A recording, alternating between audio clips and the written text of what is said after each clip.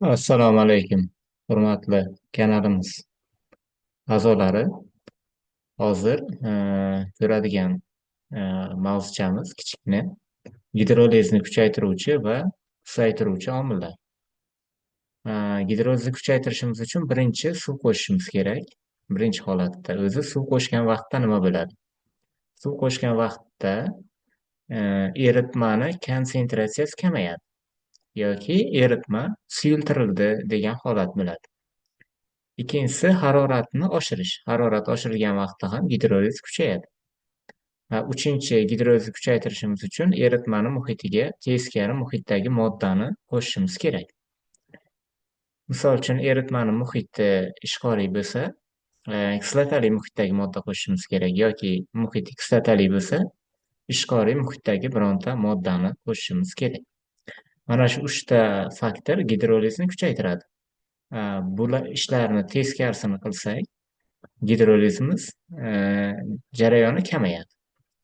Endi shunga oid bo'lgan mana bitta testda ishlab ko'rsak. Birinchi savolda gidrolizni kuchaytirish omillarini ko'rsating degan. Birinchisi eritmani suyultirish degan. Biz aytdik, demak, suv qo'shgan vaqtimizda eritma suyuladi dedik. Demak, bu javob to'g'ri. Endi ikkinchisi temperaturani oshirish. Temperaturani ham oshirsak gidroliz kuchayadi dedik. Uchinchisi muhit kislotali bo'lsa, ishqor qo'shish. Bu fikr ham to'g'ri. Chunki eritmani muhitiga teskari muhitdagi modda qo'shildi. Va to'rtinchisi muhit ishqoriy bo'lsa, kislota qo'shish. Bu fikr ham tabiiyki to'g'ri. Endi keyingisi konsentratsiyani oshirish. Konsentratsiyani oshirish degani bu xato, chunki suv qo'shgan vaqtimizda konsentratsiya kamayishi kerak. Konsentratsiya kamaysa, gidroliz kuchayadi. Demak, bu fikr xato. Eritmani sovutish. Biz eritmani qizdirsak, ya'ni haroratni oshirsak, gidroliz kuchayadi. Demak, bu javob ham xato. Yettinchi variantda muhit ishqoriy bo'lsa,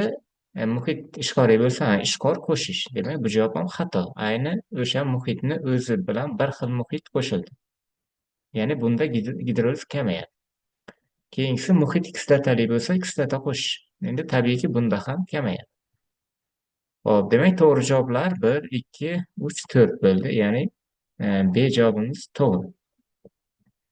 Endi keyingi savol. Qaysi tuz eritmasida ishqoriy muhitni ta'minlash gidroliz reaksiyasini oldini oladi, ya'ni gidrolizni kamaytiradi. Endi qarang, agar muhit ishqoriy bo'lsa, u ishqoriy muhitdagi moddaga qo'shilsa, gidrolizni oldini oladi, ya'ni gidroliz kamayadi. Agar buni teskarisi bo'lsa, gidroliz kuchayardi. Aynan o'zi bo'lsa, gidroliz kamayadi.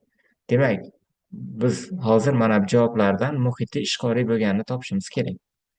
Mana bu rux xloridni, demak, muhiti kislotali muhit, natriy karbonat muhiti ishqoriy, natriy nitratni muhiti neytral va magniy sulfatni muhiti kislotali.